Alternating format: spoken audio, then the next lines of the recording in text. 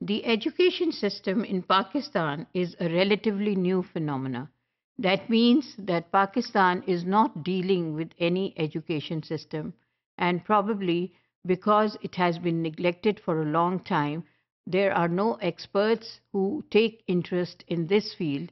Also, because the country has so many other pressing needs that this particular aspect gets neglected because of so many other upheavals that the country is facing. And every time there are new upheavals coming, so that anything that is established is something different from what it is going to face next.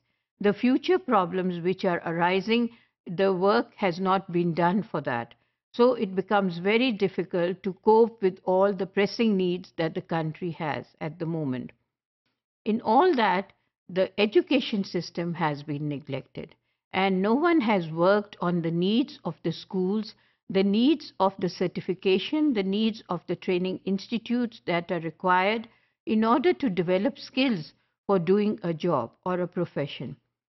There is an illusion that only with having degrees and postgraduate certifications, people can do everything on earth, and they do not need to work on any type of skills development and learning abilities.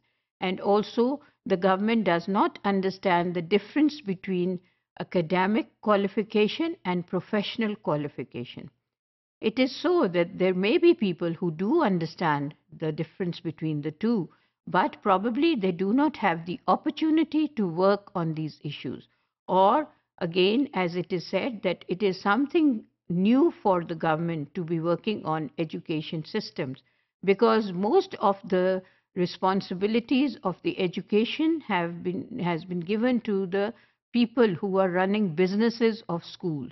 So it is more of a business run than creating a proper education system. The people who are investing money in the business of schools and education system hardly understand the difference between qualifications which are professional and qualifications which are academic. They do not understand that even a highly educated person still needs the professional development in order to implement teaching practices in the classroom. There is hardly any organization which is working in this respect in the government. There are some private educational systems who are now looking at providing training to their teachers. But again, that also comes to be just because of the competition. Because if one school announces that they are having their teachers trained, only then the other school takes some step just to be in competition with the other school. Fortunately, in one way, it is good that since because of getting more admissions and because they think this would be one of the feature that will be attracting the parents to have their children admitted to those schools because the schools are providing training. Therefore, in that way, something is benefited out of this competition. But the fact is that the education system cannot be run without providing the training institutions and training skills to the people who are supposed to be working in the education system. It is not only the teachers who require this training. In all the countries of the world, the training is given to the teachers, the training is given to the head teachers, the training is given to the administrators, the training is given to those people who are running the school. So in that way, every member of the school is given a training.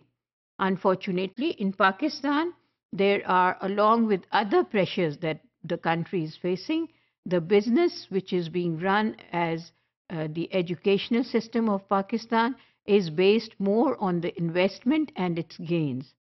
So people who are running the businesses, they should be actually going for some training.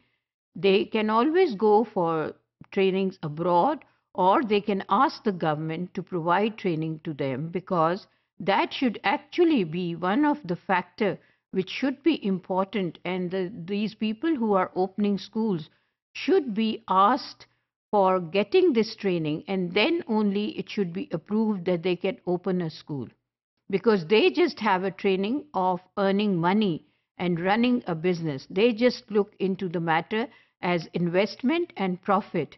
They do not know what are the cultural values in an education system. They do not understand what are the training skills and how they are relevant to teaching practices. So the government needs to only approve those people who have a complete understanding and training of opening a school, and they should be told that they should provide similar training to all the school members.